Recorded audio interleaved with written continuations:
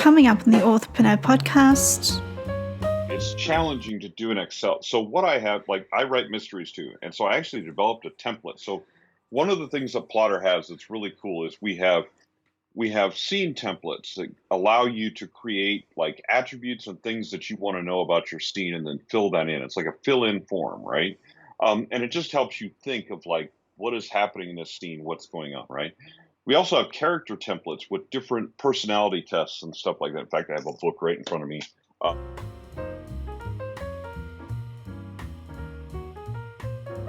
Welcome to the Authorpreneur Podcast. I'm your host, mystery author Amelia D. Hay. On this podcast, I will bring you writing, book marketing, and self-publishing advice so that you can create your dream author business, build your author platform, and be creatively independent. You can find the episode show notes and lots more information on the podcast page at authorpreneurpodcast.com/podcast.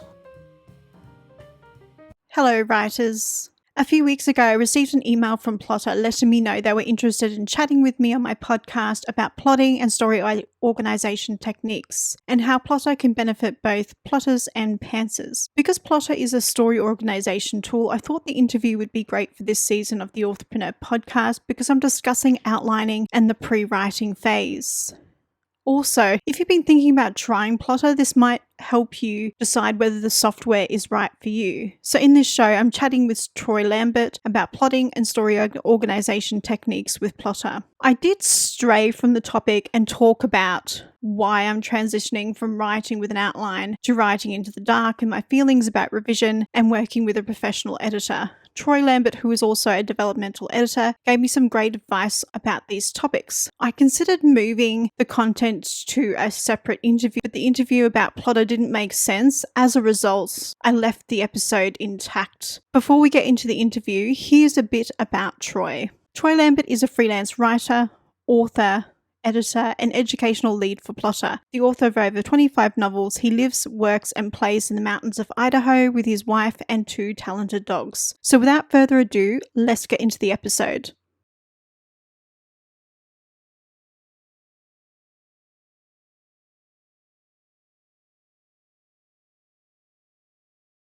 So the way I thought I would approach this interview is with the audience for my podcast, they're either just discovering self-publishing or they're on the way to publishing their first book. So I'm going to just assume that they've never heard of Plottr. Gotcha. Maybe because it's, I guess I've known about self-publishing for a while and I've heard of Plottr. It's one of those things I've put on my to-do list to try, but it's just one of those things where the to-do list keeps getting longer and longer. So you guys have been around for a while, like a long time, I thought. Well, yes, sort of. So I'll explain my background with Plottr, which will probably explain the history of Plottr. So Plottr first came out, Cameron Sutter, who's the guy that developed it for his own writing. Like he said, I need a tool to keep myself and my outlines organized, my world organized, stuff like that. So I'm going to create this tool. He's a software developer for a job, right? So he says, okay, this is what I'm going to do. So he creates this software and he showcases it at this writers conference in Utah in 2017. And this friend of mine comes out of the dealer room. He's like, dude, you have to see this software. And I'm like, what? And he's like, this software, it's awesome. You got to see it. I'm like, okay. So I walked in and it was a ridiculously cheap price at the time. So I looked at it, like literally they were packing up. So I looked at it for like 10 seconds and I said, I got to have that. So I just bought it on the spot. Had no idea really what it was. I was just like, I looked at the way it was visually organized, like kind of like a corkboard, but digital. And I was like, that speaks to me. Because before that, I had whiteboards and corkboards all over my office. I had stuff everywhere to plot out my books, right? And so I bought it. And immediately my friend who's a software tester sent them 8 bugs the next morning that he found. Because he just goes around in software and clicks on menus, and then when something's broken he says, oh, that doesn't work, and he just sent them a bunch of stuff. And Cameron was like, whoa, who are you guys? And I'm like, I'm the writer dude, Jim's the software tester. And we kept in touch with him and he kept asking me, what features do you want? And I would tell him, I want this feature. And he would give me that programmer face, when they know something's hard. He goes like, how am I going to disappoint Troy without really crushing his soul? And then in 2020, Ryan Z, who's the founder of BookSweeps, came on as a co-founder and the marketing, and really ramped up our marketing. And so most people that have heard of Plottr heard of it after 2020.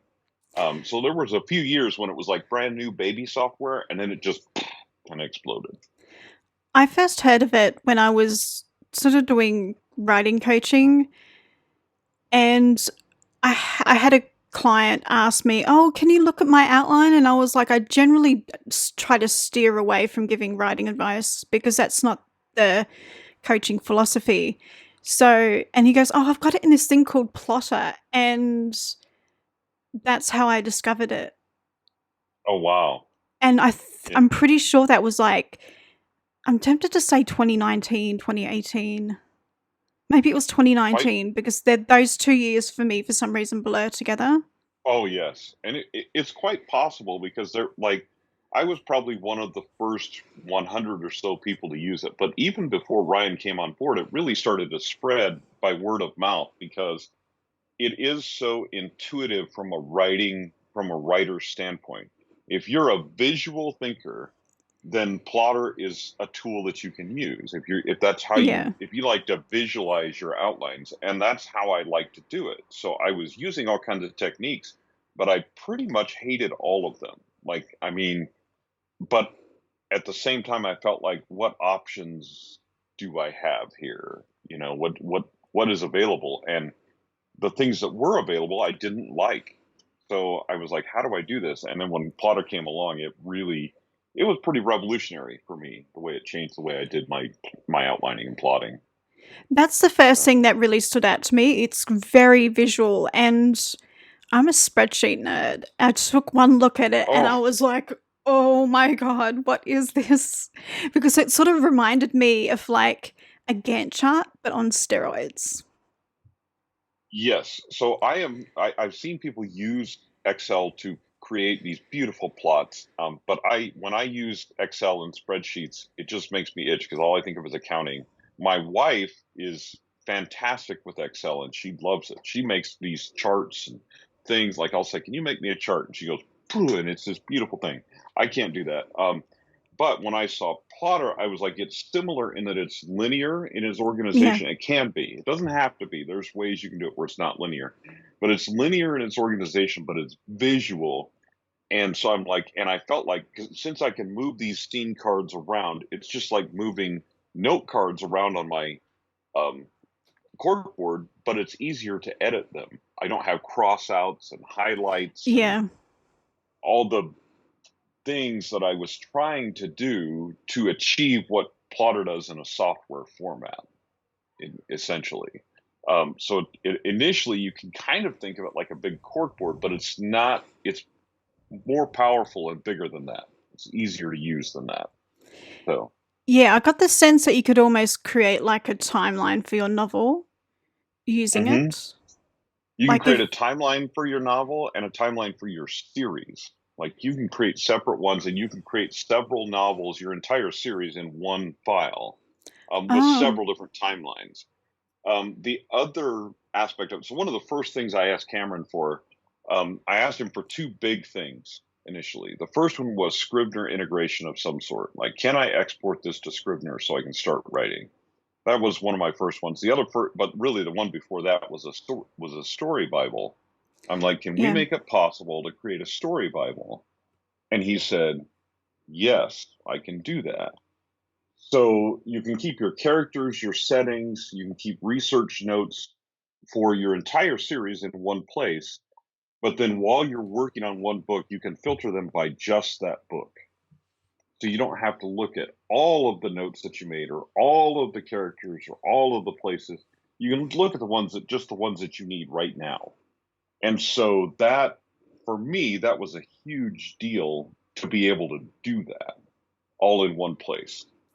So yeah, it's fabulous. It's just absolutely fabulous. One of the things I planned on using it for was creating, because I write mysteries, there does need to be a timeline. Like, I tend to do several. Like, if I outline a mystery, I do the events leading up to the crime, the actual crime, and then the reverse for the person who actually commits the crime. So you got the villain and the victim, and you cannot do that well in Excel. Like, I've tried. It just doesn't quite work the way that I want it to. It's challenging to do in Excel. So what I have, like, I write mysteries too, and so I actually developed a template. So one of the things that Plottr has that's really cool is we have scene templates that allow you to create like attributes and things that you want to know about your scene and then fill that in. It's like a fill-in form, right? And it just helps you think of like, what is happening in this scene, what's going on, right? We also have character templates with different personality tests and stuff like that. In fact, I have a book right in front of me that's on the Enneagram. Obviously people on the audio can't hear it, but it's called Reclaim Your Author Career, but it's really about the Enneagram and creating your characters as well. It's by Claire Taylor. But so we have an Enneagram character template in there, but we also have, the Myers-Briggs, all that kind of stuff, and a bunch of other ones too, including like we have a dating profile if you're writing romance, right? And it actually works pretty well. It's pretty cool. But we also have plot structure templates. And I created one for mysteries called The Sleuth's Journey and I created it for my own writing. And it's based on the hero's journey, but it's adapted for mysteries because you can read the books on the hero's journey and write a mystery to the hero's journey plot template, right? But you have to constantly be in your head translating language. Yeah. Because it's not written in the language of a mystery. So I wrote this for me. And one of the elements of that is the victim's timeline, because you often don't think about the fact that the antagonist and not the victim, the perpetrator's timeline, because you often don't think about that when things are going well for the detective, that means they're going poorly for your person who committed the crime. And so you have to. It's helpful for me. You don't have to. I shouldn't say you have to, but it's helpful for me to look at both of those things, exactly what you're talking about. But the other thing that I do is I create a timeline for clues, like a plot line for clues. And then what that does is it helps me by the end of the book to make sure I resolved all those red herrings and all those clues. Either I determined it was a red herring or it's part of the mystery or whatever it is, but I make sure that then I've wrapped all those things up. So that's another element of it. But you can create all of those different things in Plottr, really whatever you want. Like you could create 50 different plot lines if you wanted to for your book. I mean, if you do that, don't show it to me. It'll make me twitch and have seizures and stuff. But, sometimes some of my books will have 5 or 6 maybe. That I'm tracking different characters or I'm tracking clues or I'm tracking something like that. And I just use that as my method to make sure that I wrap everything up by the end. So it helps you spot plot holes and things like that before they happen. So either in the planning process or the revision process, either way. That's really helpful. Yeah, because that's the other thing I do with Plottr is I use it for revision, and I edit as well. I'm an editor as well. And whenever somebody hands me a manuscript that I'm editing for them, essentially the first thing I do is I tear it apart and put it on a plot line. And then I can point to them and say, see this point right here? That's where you have a plot hole. Or see this scene right here? Why is this here? Like, why do we need this? Why does the reader need to know this? And so before we even start correcting grammar and anything like that, when we're looking at story structure, we can toss those things out. Because I'm like, you can, if you want to, you can pay me as an editor to edit scenes we're going to delete later. But that feels like a waste of time to me. It feels like a waste of time and effort to me. So instead, let's figure out those scenes, write new ones where we need them before we start that process. And then we're just being more efficient with what we're doing. So that makes sense. At the moment, I'm trying Dean Wesley Smith's Writing into the Dark, his particular technique, because I'm going to be really honest, I hate revision. This is going to sound nuts, but I love working with an editor. I think it's because the revision is being done for me. Maybe I'm just lazy, but I really hate revision. Like, some people like it. I don't understand. Well, but do you like revision? I'm guessing you probably do.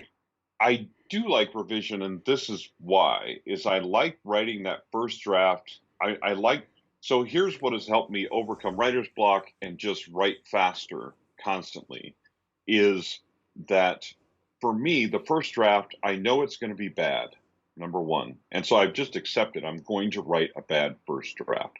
And I tell writers this all the time. If you just give yourself permission to write poorly on the first draft, it's much easier to finish the first draft because you're like, I don't care if there's full of adverbs and passive voice and all that because I'm going to fix that later. And then when I come to the revision process, that's where I make the magic of the story happen. Because people will say, well, how did you know to plant that clue to the mystery back in chapter 1 when you were writing it? And I'm like, I didn't. I added it in revision. But you don't need to know that when you read it, right? Yeah. To you, you think I'm a genius and I just thought of this great mystery and I planted all these clues along the way because I'm that good at doing it. I'm not. I just do it in the revision process. So I like the revision process, but I like it because really the revision process in that second draft is, to me, is the real draft. The first draft is just me telling myself the story and getting it out of my head. And so I can write a first draft really, really quickly now because I know that it's not final, that nothing in there is final. I think I just So, really love discovering a story. And I've realized that I do actually like revision in the context of discovery. So I'll be writing a chapter and I'll realize, oh, there's a gun now. I've got to go put it back. I've got to go introduce the gun earlier. So I don't mind doing sort of cycling back through the story and adding more sort of depth from the point of view character and adding in those foreshadowing moments because you don't realize in the moment. But yeah, I'm just trying to spend, because I'm on to writing my 6th book. I've got 4 published. I'm writing book number 6, and I've definitely realized that I definitely do not like revision. It's not like a phase because I think no. writing is just tapping on the keyboard. It's definitely a problem. So here's the thing that I also always tell people, okay, there's no right answer. It's like's been said, there are 3 rules for writing a novel and nobody knows what they are. If I'm successful at Nano, I'll be on number 30 of novels that I'm going to publish, that are publishable.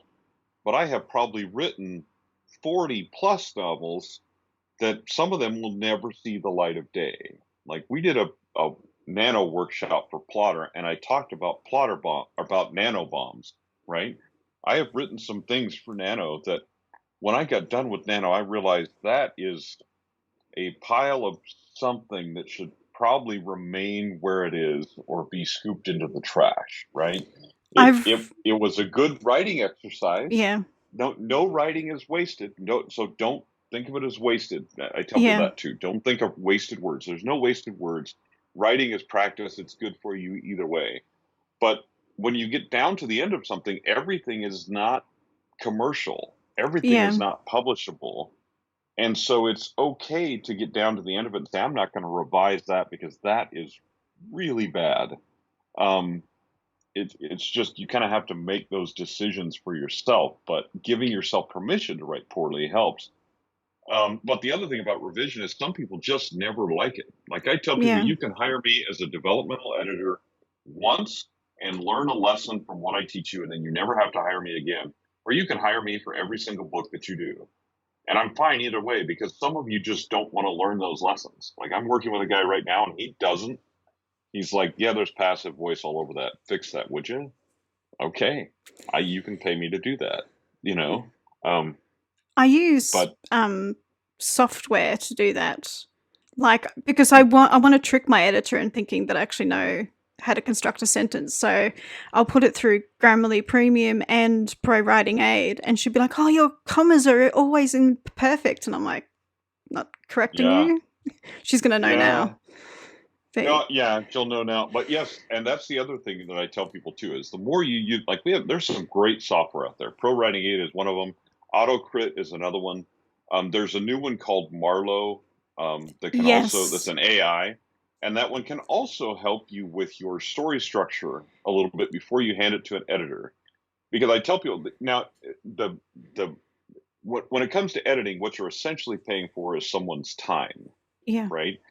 So the better your draft is before you hand it to them, the less time you're paying them for, the more money it saves you. So when you do publish, the higher the return on your investment from the books that you get, because you're going to pay yourself off Yeah. faster for whatever you've invested in the book. But relating that back to Plottr, what I tell people is Plottr is a tool, right? It's a writing tool. But instead of looking at the word tool for a minute, let's look at writing.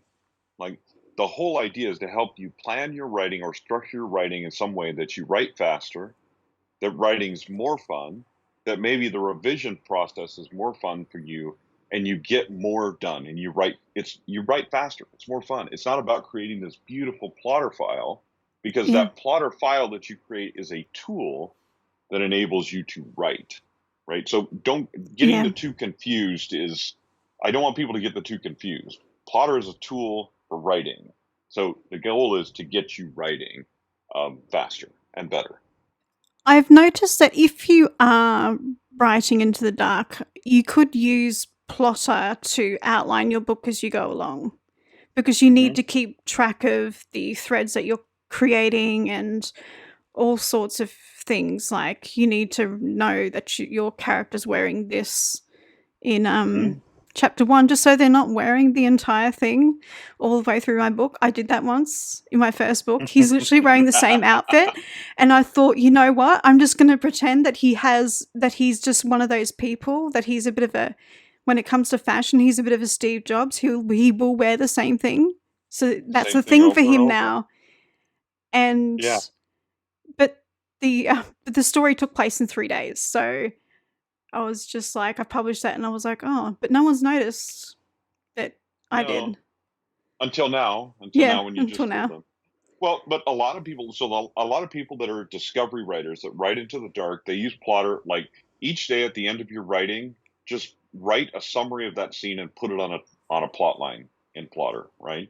And then when you go through the revision process, rather than having to read everything through first, you can read the summaries of your scenes and kind of see what fits and what doesn't.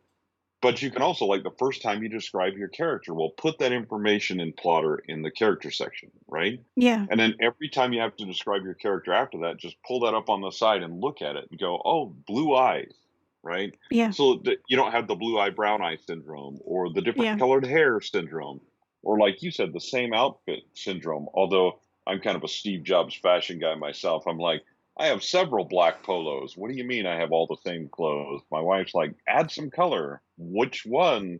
But black is a color. It's like all of the colors. It's all of the colors. All of the colors blended into one. And I'm certainly not wearing white, because I could ruin that shirt in 7 minutes. So, you know what I mean? I'm like, so you can't have that be a character trait, obviously, and all joking aside. But the same thing is that, when you describe an outfit that they wear, put it into the description in Plottr. Put like the description of your setting in Plottr, and when you go back to that setting, the other thing I use is because I write mysteries, I often use contemporary places. I'll change the name so that a murder doesn't happen at Home Depot. I call it something else, right? Yeah. Or it doesn't happen at a specific tourist location in an actual city. So I may change the name, but I use a Google Maps link to the street view. Yeah. And then I click on that in Plottr. It goes to that street view. I describe what I see in my writing to my reader, and then I move on, and I never leave my writing environment. And again, this is the whole deal. That's why the Plottr is serving as a tool to speed my writing and keep me from going down the Google trail of, oh, well, that's a neat place. I wonder what the history of that place is. Oh my goodness, so-and-so was there? I wonder what his history was. And suddenly I'm on Wikipedia and Reddit and Quora for 7 hours, and I haven't written a word, right? And everybody knows the trail. Like, it's called, I call it recrastination or research crastination. Just like, so there's research crastination. Research is a way to put off your actual writing. The other one is plot crastination. You plot so long and create this beautiful outline and this beautiful plot. What you're doing is putting off actually writing the story. Yeah. But you're doing it in a very, I'm still writing because I'm planning. Oh, yes. Yeah. Well, that's very nice. Congratulations on your MFA, but, I mean, so that type of thing. So, yeah. I kind of do that when I outline. I have to outline every scene and the beats within the scene. It's really, and You're an architect. I think it's more that I'm just terrified I'm going to screw up. For some reason, that's a big sort of thing. Hmm. It's It's actually the number one thing when I talk to book coaching clients is most of the time what it is this story, whatever story they happen to be working on, this story is super important to them. It's personal in some way, it's super important to them. And they are like super invested in the story. And what the reason that they are struggling is not that they don't have a good story idea. It's not that they can't write. It's that they're terrified that this is so important to them that they're going to mess it up. And so 90% of the time in coaching, what I'm doing is giving them permission to write the story. Hey, it's okay for your first draft of this story to suck. I know it's important to you, but let's get it figured out and outlined and let's get it written. Let's get that first draft written. And once they do that, it's an incredibly liberating feeling for them. But there are times when people just need permission to go ahead and write it. Go ahead and screw up. It's fine. If it doesn't turn out perfectly the first time, congratulations, you're a writer. That's yeah. the way it all works for all of us. I guess the hard lesson I learned is no matter how structured I have a story, no matter how detailed I plan, there's always going to be someone who doesn't like the story for X number of reasons. Like I've had people say, I don't like this because he changed his mind about this person. And I'm just like, it's no matter how hard I plan, there's always somebody who's not going to be happy. So I may as well write to and enjoy it than just spend hours and hours slaving away. So I worked out it takes about 100 hours for me to really plan a novel. And I thought I could spend that time. That's before I then go through and edit my outline. Oh, yeah. That's a lot of time. That's a lot of time to spend on that. But it depends. If that speeds up the actual writing process for you, it's not necessarily bad though. Yeah. You know what I mean? It just depends on it depends on why you're doing that and how. Like for instance, like James Patterson writes, so I saw an interview with him and Stephen King. It's fascinating. James Patterson, he says, I have to know the last sentence of the book before I write the first one. And he writes a 20-page single-spaced outline for his books. Oh, wow. Okay. To me, that's like, I'm like, I am somewhat of an architect. Like I need to know each scene and probably something about each scene. But I am not that. That is, to me, that is extreme, right? Stephen King says, I hate outlines. Those are for MFA students. I never need an outline. But in the same interview, he says, but I always know the beginning, middle, and end of the story before I start. Well, that's a 3-point outline. Yeah. Sorry, my friend, but that's an outline, right? It's a loose outline, but it's an outline. Yeah. And of course, I always tell people, one of these days, Stephen King's going to come after me for saying that, but whatever. I'd be happy to meet him. But anyway, but you see what I'm saying is that if it helps you write faster, like James Patterson, he outlines that detailed, but then when he writes a book, I mean, boom, that baby's done because he knows exactly where he's going.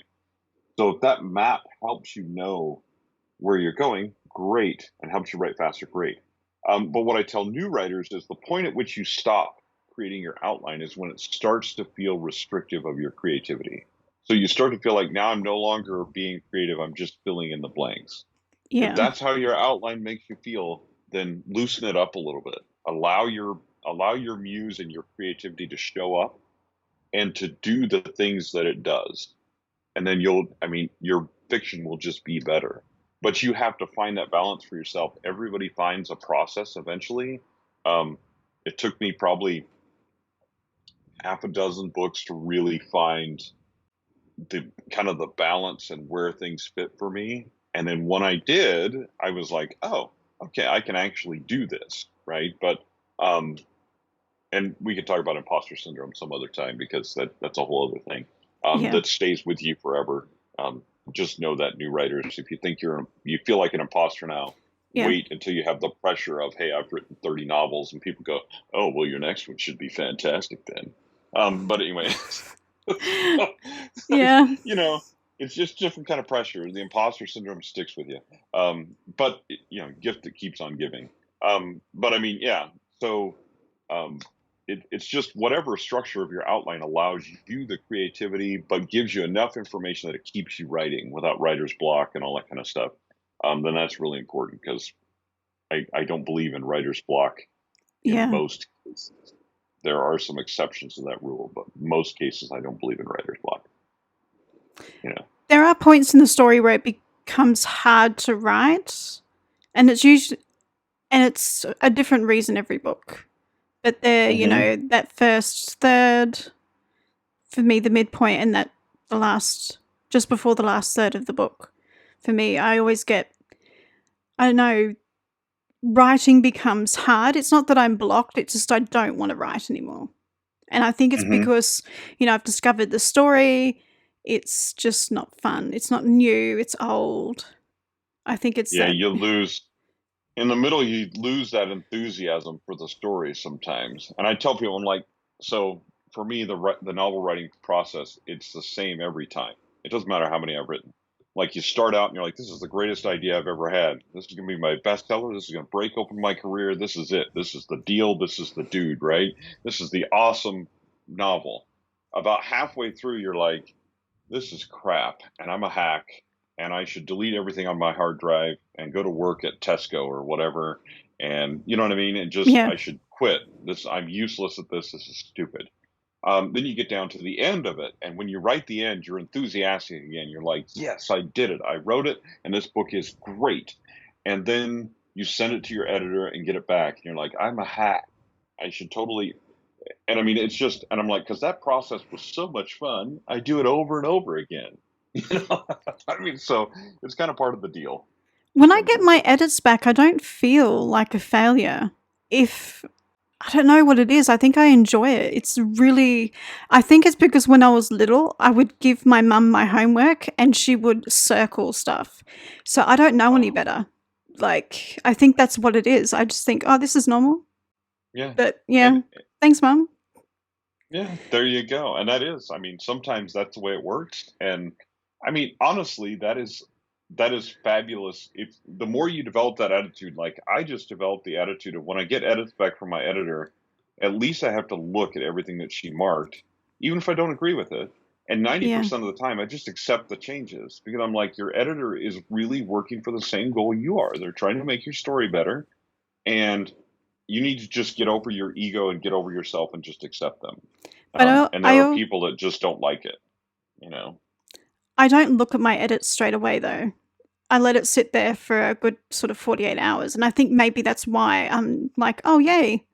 Because I'm not opening it straight away and, with my battle armor on going, no, this is perfect, you're wrong. But I think it's because I'm quite detached by that point. And it's like a message from your husband. You just let it sit for 48 hours. And I'm like, why isn't he home? Anyway. He's in the next room listening to only half of this, thinking, why is she talking about me? It's hilarious. Oh my goodness. Other than the timeline feature and the character profiles, is there anything else in Plottr that would really help somebody who sort of writes I'm trying not to say pants because it's such a weird term, but writes into the dark, because to me it's really obvious how you would use it to outline, because it's clearly that's what it's for. So there are about 4 different general ways that I see people who write into the dark use Plottr, but within those, what I always like to qualify this is, within those, there are things, because people say, well, I took this approach and then, and the most important thing is and then, how you personalize it for yourself. Okay. So there are people that do, like we were talking about, each day when they're done with their writing, they put a scene on their plot line, right? And they just put whatever they wrote that day and just do it totally objectively. Just write whatever happened and a summary of whatever happened. Don't look at it. Don't edit it. Just leave it on that timeline until you do the revision process, that plot line until you do the revision process. And when you come back for the revision, that's when you look at that. So there's people that do that and they use it. And then there's people that just use it in the revision process. Like, they write their total draft The only thing they use in Plottr at that point is the characters and the settings. Like they write down what happened, their just character Oh, descriptions, different description names. They write all that down. And then when they're done with their first draft, they go through it exactly like I do. If somebody sends me a draft that I'm editing and they haven't used Plottr, is I create a Plottr file and I go through each scene and write a summary of each scene. And then when I get done writing that, first of all, then I've gone through the whole manuscript at least once. And I can look at all of those scenes and say, okay, what is this? What is this? And sometimes I'll put up plot structures like the hero's journey or action adventure and see, does this line up? Like, what's the pacing like of this? Did we hit all the points? Did we hit all the story points? Stuff like that, right? yeah. And use it that way. So they use it that way. There's other people that never use it to plot or revise at all. They only use it for the story Bible. They put their Oh, characters in there, which book they're in, the settings, whichever book they're in, and they're like, timeline? Are you kidding me? I'm not making a timeline. They're totally averse to that aspect of it. They're just going to rewrite that draft until they get it the way that they want. And they have more of those people generally have more of an instinctual sense of story. Like they've studied story structure. They know what story structure is. They just don't want to write it down yeah. and structure it. So that's one of the other ways that they use it. And then some people just use it later in the editing process or the revision process. So it really just depends. Like there's all kinds of features that you can use. The Story Bible is probably the most common one that people that write into the dark love, because they just use that. And then like I just actually was just talking to a gal the other day who like she'll create all her characters and stuff in the Plottr file, right? And then she exports those to a Word document. And that's what she uses for her character thing. She has it sitting on her desk and flips around in it, or has it up on her screen and Mm, flips around in the character thing. And that's all she uses it for. It's just the characters. But she's like, there's so many different things I can do with characters. I just use it for that. That's all I use it for. I'm like, that's kind of, I'd say, with all the other things that Plottr can do, that's kind of strange, but at the same time, if it works for her, I mean, it's hard for me to say, well, oh, you should use this or you should do that. No, yeah.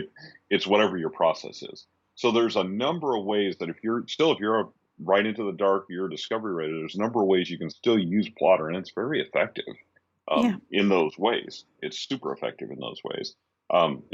And again, you're going to develop your own process. And if Plottr is a tool that can be part of your toolbox and part of that process, fantastic.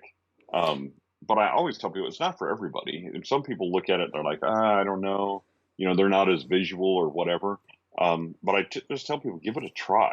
I mean, there's like 30-day money back guarantee. If you don't like it, you just contact us. We'll give you your money back. It's not a big deal, and it's a relatively inexpensive software anyway. If you just do do a 1-year annual license, and like if you don't like, and one device, and if you don't like it, well, just then don't renew. I mean, Yeah. but if you give it a shot, you might be surprised at the different ways that it can enhance your process. And we have tons of resources on our YouTube channel, on our website, all that kind of stuff that help you understand, like, how are other writers using this? How could I potentially use this? What is this feature for, and how does it work? And we have a really active Facebook group. And I mean, I tell people you can get a hold of me. There's probably a million different ways to get a hold of me. If you want individual coaching, you can get a hold of me. I mean, you can get a hold of Plottr, and they can arrange individual coaching for you. All those different types of Oh, things. So, like, I mean, we are my main goal. Like, I don't have to coach people. I mean, I could just go off and write things and be solitary and not do these things. But I do it, first of all, because I love story and I love writing and I love writers. And the other thing is, I want you to be successful. I want you to finish that first draft.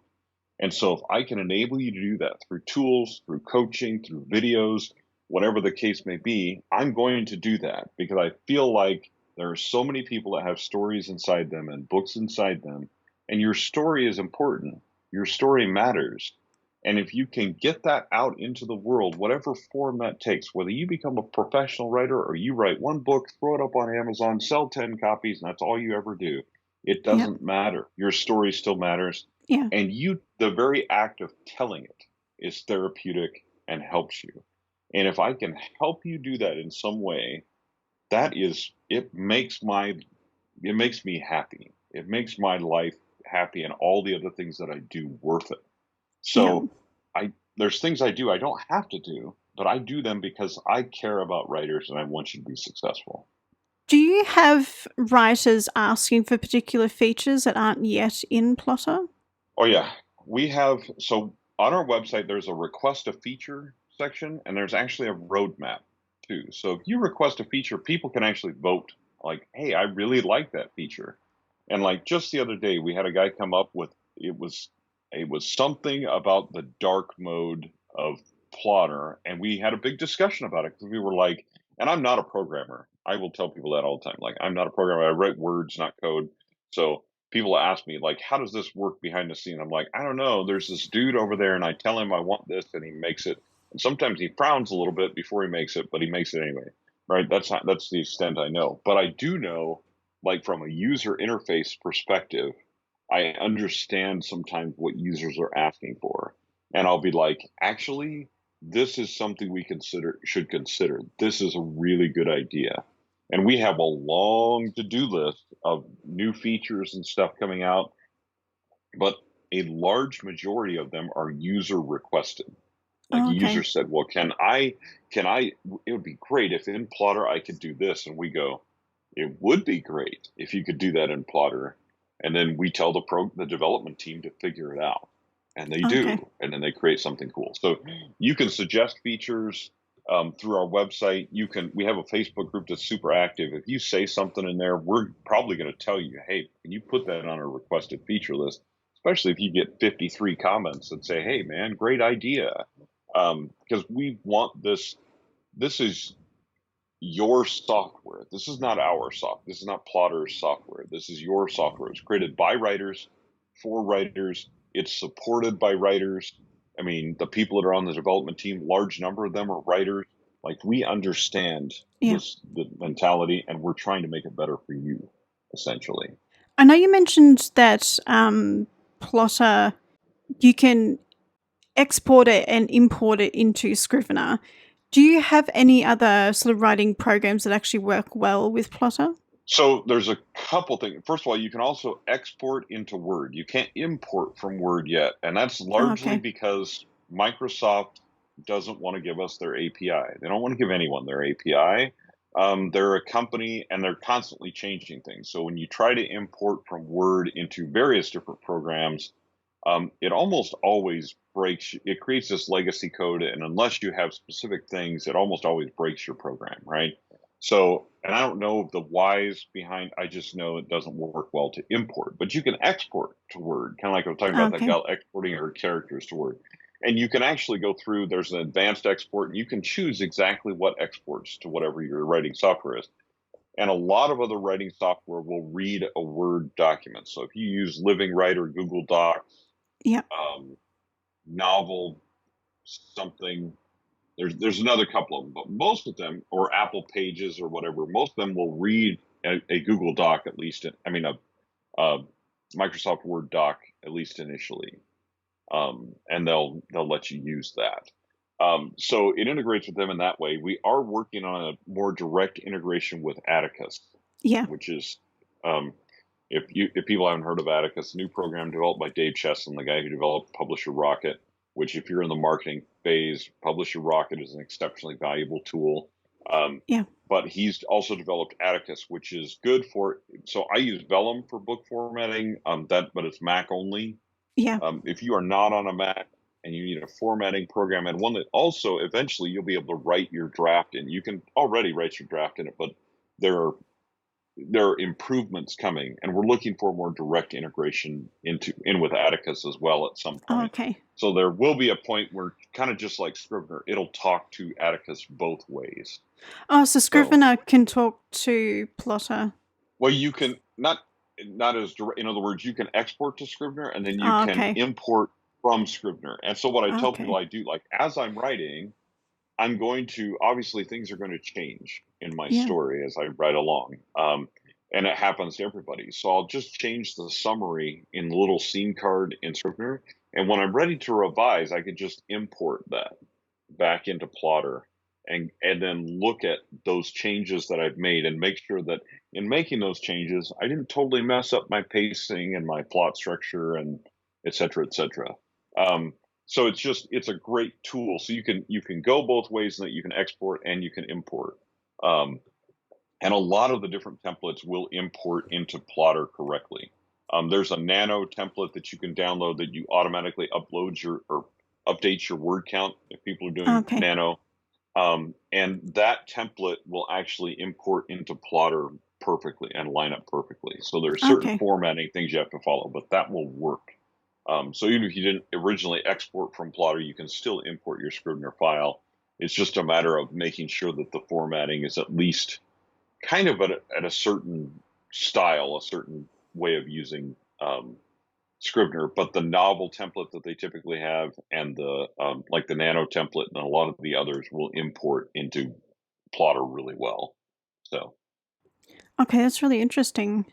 And I'm assuming the Atticus integration is still in progress, like it's not live. Yes, it's not live yet, and I mean we've been talking with them about it for a while, but kind of like us, like we're ready. Like if they said, "Hey, can we integrate?" You know, we have the stuff ready from our developers that they could talk to each other. The two developing teams could talk to each other and make it work. But much like us, Atticus has a long to-do list of things that users have requested and stuff like that. So once those two timelines of ours and theirs align, it should be, from my understanding, should be fairly simple to do that integration. Again, don't know the code things, so I'm assuming that our developers know what they're doing and they can do that and make that happen. But so that's what it seems like to me, is that it should be a fairly quick process, but it is going to be a process. So, but it's on our radar, it's on their radar to integrate with them.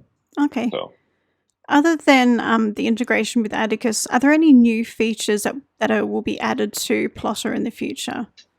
Oh, yeah, there's lots. So there's a couple things that people have asked for is keyboard shortcuts.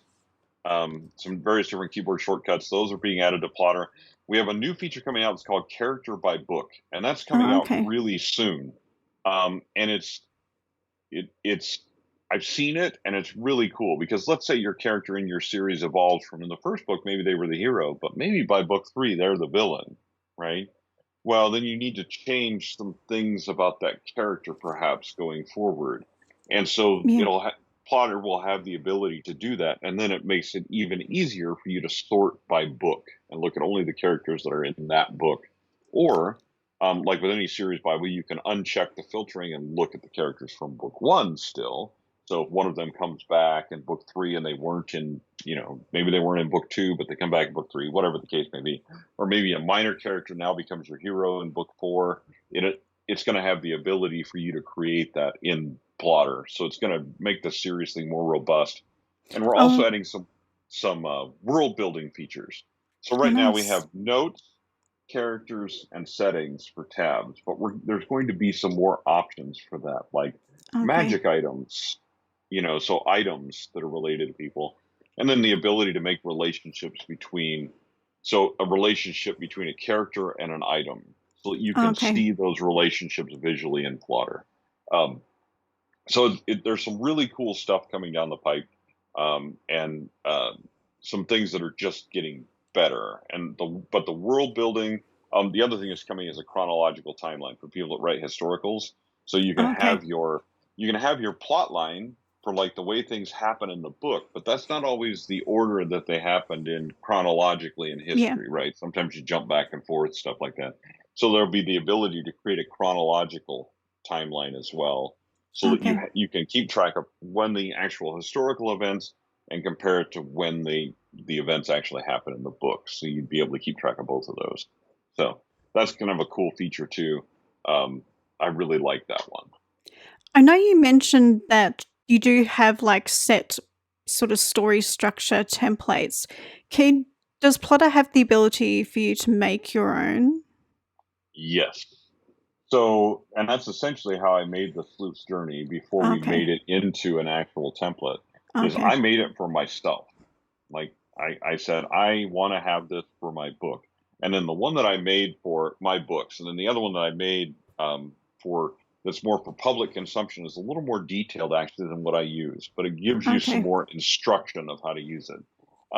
But you can create your own, and that's the other thing we have coming up is we've developed a community, kind of a community type thing that will launch soon, and then you can share your templates with other people, and they can share their templates with you.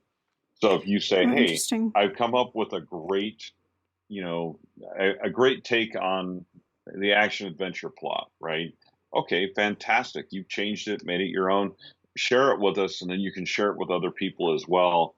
And then people can go, "Oh, I really like that template, that Susie created over there," and they go, "Okay." And as long as she gives them permission to use it and shares it, everybody can share that. So it creates this community of because developing like more robust plot structures. Because almost always when somebody uses a plot structure, they do that and then thing I was talking about. They're like, I started with this story structure and then, and the most important Yeah. words are and then. How did you personalize it for you? Yeah. And then in some cases, how can that help other people? And that's a really great thing that's coming up as well. Okay. I think that's all the questions I have. I do know Plottr has a free trial. I think it's like a 14-day free trial. Is that correct? Mm-hmm. If I just made that That up. is, I believe that is correct. Still, that there is a free trial period. There's also the money back period where you can, if you buy it. I mean, and honestly, that money back period is like if you buy it and you just don't like it. I mean, literally, just contact support, and it's that easy. Okay. And there's some relatively inexpensive options. So I tell people if you're not sure about Plottr, you can just buy an annual license for one device, which is somewhere like it's under $30, I think, or right around $30, something like that. Okay. And try it out. And if you hate it, well, no big deal. Or if you just don't like it or it doesn't resonate with you as a tool, whatever, then it's obviously not as big of a deal as if you bought, a lifetime license for Okay. something. We have a web app now. It's called Plottr Pro. And the beauty Okay. of that is if you're doing collaboration, you can do it through a browser, through the web. Oh, that's Um, interesting. and so, a lifetime license for that, for me, obviously, that was worth it. I've developed this process. I'm not going to use another app at this particular point, right? So I Yeah. just buy the lifetime license of Plottr Pro. But you don't have to do that to start out. First of all, figure out if you like it. But if you're collaborating with other authors or collaborating with an editor, whatever, and they want to see your Plottr file, the ability to see it and work on it in real time together at exactly the same time through the web is so valuable. It saves you so much time, file versioning issues, all that, et cetera, et cetera. So that's a really great feature, but I mean, it's like you don't have to start there. Start with something simple, try it out, see if you like it. Check out our different videos on the web. If it's something that's not right for you, it's all right. But if it resonates with a lot of writers use it. So Okay, so it's probably the pricing structure is probably dependent upon how many devices you want it on, as opposed to how many pen names. Because I know right now some you things can use are. it. Yeah. Yeah, you can use it for whatever number of pen. It's just the number of devices that you want to put it on. What I tell people that's how many devices you can have it on at one time. So let's say you use your laptop and your iPad, for example. Yeah. Well, actually, the mobile license, the iOS licenses are different. So let me not say that. But let's say you're going to use it on your laptop and your desktop, right? Well, that's two devices. Okay. So there's a one device license or a 3-device license. Well, choose the 3-device license, then you have an extra one you can put it on. If your computer dies, you just remove it off of that. You can go onto your account online, remove it off of that device, and put it on whatever other Okay. device that you have. So you're not tied. It doesn't mean if your computer dies, well, now you have to buy another device. No. And it's really easy to do, but if you have trouble, you just contact support at plottr.com, and they'll actually help you do it. They'll just help you move it. So it's super easy. So that's how many devices you can have at one time. If you do Plottr Pro, there's no device limits, really. The web app, Okay. basically, wherever you have access to a browser and the internet, you have access to so like most of the time, I have the app on my iPad, but most of the time I use Plottr Pro. I use the browser. I just use it in Safari on my iPad because it's easier. Yeah. Just if I have access to the internet, which is in our world today is about 99% of our lives, then you can, you know, then you can just access it anywhere on a browser. So that's why it can integrate with Atticus, because it's actually a progressive web app. It's not physical software. Yeah, sure. Uh-huh. Dave explained that to me. Dave explained that to me, and I was like, I had no idea that when I was opening a program in a browser that it was actually an app. I just thought, I don't know what I was thinking. Web app. So like the one for Plottr Pro is app.plottr.com, right? That's how you access Plottr Pro. And it's essentially exactly that. It's a progressive web app that just you're opening it in a browser, but it's still the app. So like I still have the desktop app, but everything from my desktop app syncs with my browser automatically. So I can have it open, I can have the browser open on my iPad and I can see the changes I make in the desktop app happen at the same time. Like it just all syncs. It all syncs automatically, provided you're connected to the internet. Nice. Right? It's just, so it's super nice. Yeah. Is Plottr easy to use if, say, you're new to technology? Like if my grandmother decided to write a book, could she easily use Plottr? It is extremely intuitive. It is one of the most, like if you've used almost any other computer program, it's extremely intuitive and easy to learn. But also, there's a couple things I tell people. First of all, we have tutorials and we have a weekly workshop that basically is every week we do an introduction to Plottr. And you can join us for that, right? And it's part of your subscription. You can join it. Anybody can join us and watch that tutorial. And you can watch it every week if you want. And it gives you an intro to Plottr. But the other thing is, just because a feature is there doesn't mean you have to use it. Yeah. So I'm like, use the basic features and get familiar with it first, then progress in your learning to more advanced features. But to just start and use the features of the plot lines and the characters and stuff like that is very intuitive, super easy. I mean, it's as simple as you want an image of your character, add image here. Upload so image. It's that easy. It's that easy. Like there's like even the plot structures that we have. There's instructions with each one, so we don't like leave you in the dark and say hero's journey, the ordinary world, and just have those things in a scene card without something underneath that tells you what is the ordinary world. So if you're a brand new writer and you're like, I've heard of the hero's journey, but I don't know what's in it, there is stuff in there for you that like tells you this is what this is. Oh, this is what this plot point is. Does it tell you what this plot point is? Does it tell you where it needs to be in the story? Yep. It's actually almost gives you percentages. And I tell people, don't get hung up on the percentages exactly. Like it says, the inciting incident should happen at about 12%. Don't think if you're not exactly 12% of your word count, your story isn't going to work. But it does give you a general idea. If you're in that 10 to 15% range, you're in the right place for pacing.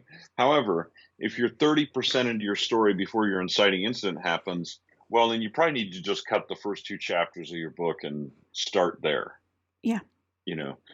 So it gives you a lot of information about how that structure works. So that's why even in the revision process, you wrote Into the Dark, you just put your scenes on the timeline. Well, then add a plot structure and compare the two and and what you're really doing is seeing, how did I do? Like, did I hit the plot points? Did I do this the way it was supposed to? Or did I really mess up when I wrote Into the Dark and I need to rearrange things? Yeah. And then it's really easy to rearrange them before you even start the second draft process. So, so it makes it super easy for you, but it tells you, like, there's instructions even for the personality templates. There's some instructions for those, for the character ones. There's some for the setting ones. They aren't quite as detailed because some of them, like, the Enneagram, you need to go take a test and read a book, right, to understand that.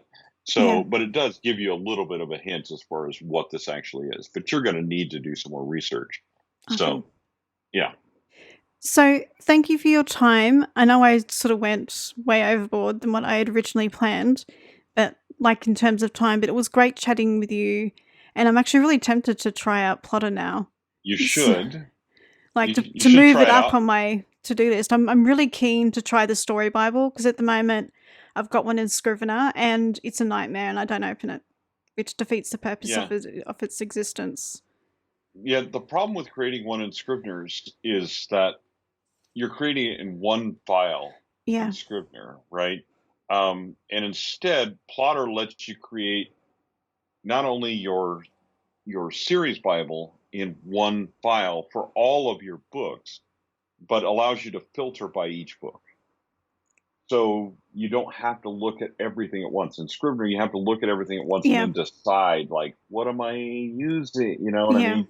It's just harder to do. Plottr just makes it easier. If you don't use it for anything but that, it would still be valuable to you. So I'd highly encourage you to move that up on your list, not just because, I love Plottr and I'm a Plottr guy, but because it really can be super helpful. And if you're not opening your series Bible, it's kind of like, why do you have, I had a friend of mine that had this virtual assistant make her a series Bible. And it was really cool because it was like somebody who was a super fan anyway, loved her books. So they went through and they read and they created this story Bible in Word. And she goes, yeah, that's beautiful. She goes, I don't use that. She goes, it looks great. But she goes, I don't use it because there's too much information there. It feels overwhelming. Yeah. And I don't have a really good way to filter it. And I'm like, well, then that was kind of useless. So if you can use it solely for that, it'll be totally worth it to you. Obviously, there's other features, and I would love for you to come to the dark side. We have cookies, but that type of thing. But I just encourage you to give it a shot and go, okay, well, maybe this is the right stuff for me. And like I say, if it isn't, but either way, let me know what you think of it, because it seems really interesting, but at first it looks overwhelming because I'm not a visual kind of. But I'm not visual in that way. Like in terms of like visual planning, it's really weird. Like if you saw my outline spreadsheet, people freak out. Like it's. I would. Yeah, there's so many columns.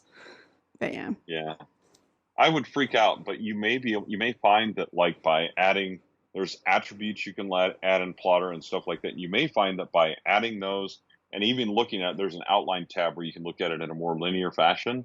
It might work for you. Even if it doesn't for planning, even if it only works for your series Bible, it'd probably be worth it to you for that alone. Yeah. But you may find that there are features that work for you that you may not think would work for you right now, but because of the way you can filter things with attributes and stuff like that, it's almost like my wife calls them pivot tables in Excel. Where she can create these pivot tables that then it only extracts certain information from all this data that's there, right? Yeah. I don't understand.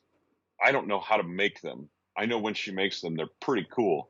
But you can kind of do that with Plottr. You can use the attributes and stuff like that to filter information, to only look at what the information from all this big data that you created, only look at the information that you need right now. And I think that's what a pivot table's for. Yeah, I think I know what you're talking about. I know I can do a lot of things in Excel, but over the years I've just forgotten what it's called. Yeah. So I don't. Yeah, like I say, if I need something like that, my wife is my go-to person because she knows the Excel, and I would freak out seeing your outline in Excel. I had someone show me they did historicals and they had this huge timeline, and it was super cool, I'm sure. But I just saw that it opened in Excel, and I just started to I just have a hard time. But I do understand how it appeals to people. But it may be that you'll see some parallels and some things you can use in Plottr. And like I say, if not, the series Bible is still well worth trying to see how that works for you. Yep. Well, thank you for your time. I really enjoyed chatting with you about Plottr and structuring stories in there. It was a lot of fun. So thank you for having me. It was a blast. Yeah, it was a lot of fun. And do you have any other social media channels that would be really helpful for people to find information? I think the primary ones where we have the most information is our website, YouTube, and Facebook. I Okay. think that we have a Twitter too. I'm not exactly positive about that. Okay. So I think we're on some of the other socials, but I think the primary places where we have information is YouTube, the Facebook group, and our website. Those are the biggest things. And like I say, there's a community forum coming to our website that's kind of like, will be like our own social network, Okay. especially for those people that don't like Yeah. Facebook or the other socials and they don't like to go on them. I completely understand that. Mhm.